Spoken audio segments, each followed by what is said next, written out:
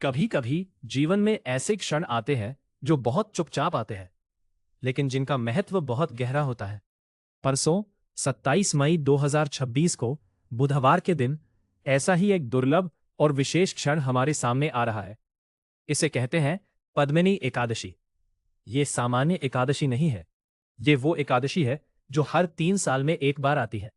जब अधिक मास आता है, जिसे मल मास या पुरुषोत्तम मास भी कहते हैं, तब इस विशेष महीने में जो एकादशी आती है उसे पद्मिनी एकादशी कहा जाता है। तो आइए आज हम इस दुर्लभ तिथि को थोड़ा करीब से समझने की कोशिश करें, बिना किसी जल्दबाजी के, बस शांत मन से।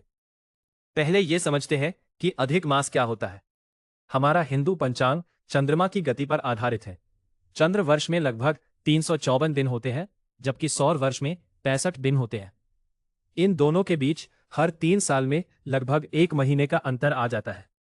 इस अंतर को संतुलित करने के लिए हमारे ऋषियों ने एक अतिरिक्त महीने की व्यवस्था की, और यही है अधिक मास। अधिक मास को मल मास भी कहते हैं। मल यानी वो जो अशुद्ध लगे, जिसे धोना हो। लेकिन इसे एक और नाम से जाना जाता है जो बहुत सुंदर है, पुरुषोत्तम मास। कहानी यह है कि जब सभी महीनों के अधिपति देवता थे, जैसे कार्तिक मास के स्वामी, वैशाख मास के स्वामी, तब इस अतिरिक्त महीने का कोई स्वामी नहीं था। यह महीना अनाथ था। इस महीने के अधिपति देवता स्वयं भगवान विष्णु के पास गए और उनसे विनती की, और भगवान विष्णु ने कहा, यह मास मेरा है, मैं इसका स्वामी हूं। आज से यह मास पुरुषोत्तम मास कहलाएगा। जो महीना सबसे उपेक्षित था, वो भगवान के स्पर्श से सबसे पवित्र बन गया। इस कहानी में एक बहुत गहरा संदेश है। जो चीज संसार में अनावश्यक लगती है, जो उपेक्षित है, जो अतिरिक्त है, परमात्मा की कृपा उसी पर विशेष रूप से बरसती है। अब बात करते हैं पद्मिनी एकादशी की।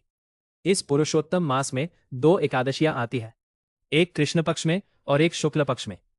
शुक्ल पक्ष की एकादशी को पद्मिनी एकादशी कहते हैं। पद्मिनी शब्द कमल से जुड़ा है। कमल जो कीचड़ में खिलता है, जो जल में रहता है लेकिन जल से निर्लिप्त रहता है। भगवान विष्णु स्वयं कमल के ऊपर विराजमान है।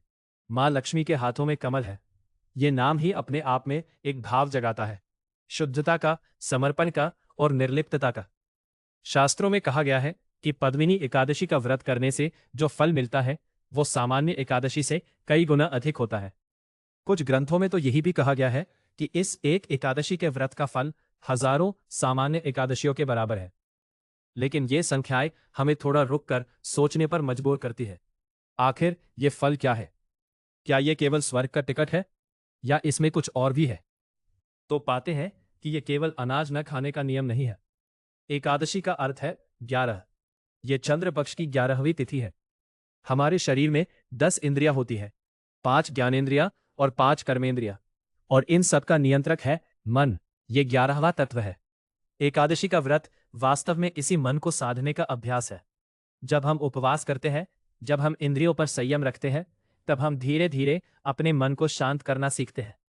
और जब मन शांत होता है तो परमात्मा की अनुभूति स्वाभाविक रूप से गहरी होती है। पद्मिनी एकादशी इस अभ्यास का एक विशेष अवसर है। यह अवसर 3 साल में एक बार आता है।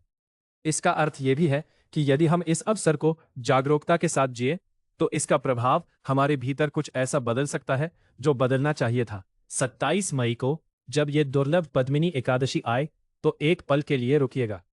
उस दिन की सुबह को थोड़ा अलग तरह से जीने की कोशिश करिएगा। थोड़ा धीमे, थोड़ा शांत, थोड़ा अपने भीतर की ओर। ये एकादशी फिर 3 साल बाद आएगी, लेकिन ये क्षण, ये सुबह, ये एक दिन, एक बार ही आएगा। और शायद यही तो है इसकी दुर्लभता का असली अर्थ। नमस्कार। कृपया हमारे चैनल को लाइक, शेयर और फॉलो करें।